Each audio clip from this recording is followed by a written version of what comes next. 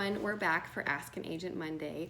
Today, Wendy, I wanted to ask you about something I hear clients ask all the time. They want to know, what are your upfront buyer costs if you're thinking about buying a home and selling your home? Can you speak to that one? So, the big one is, what are the first couple of fees you have for a buyer?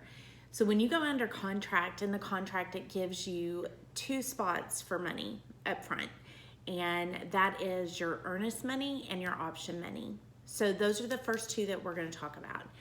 Option money is basically you're putting a deposit on the home to say, hey, I'm very interested and I want to inspect the home and make sure that there's nothing that is a surprise.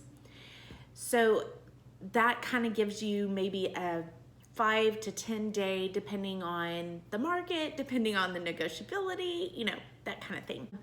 And then that usually costs you about $100 to $200. If you're in multiple offers, that is probably one of the first things that we can increase to give you a little bit more edge over another offer. So the second one is the earnest money. And this is the one that people ask about often. What does this do? What is it for? So that money goes to the title company.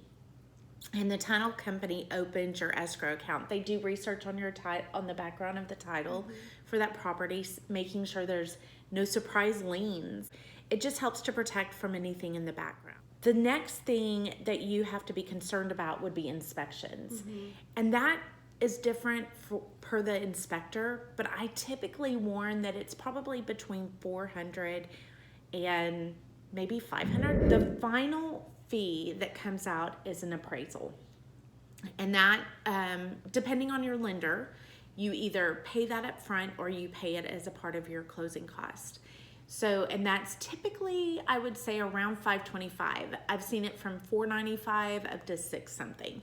It depends on the lender and where the house is in comparison to where the appraisers are. So, yeah. I think that's really helpful to buyers and sellers when they're looking to buy, to know what those upfront costs are and what are some things required as you're looking on purchasing a home. Well, Great. We're so excited to continue this journey with you. Stay tuned for next Monday.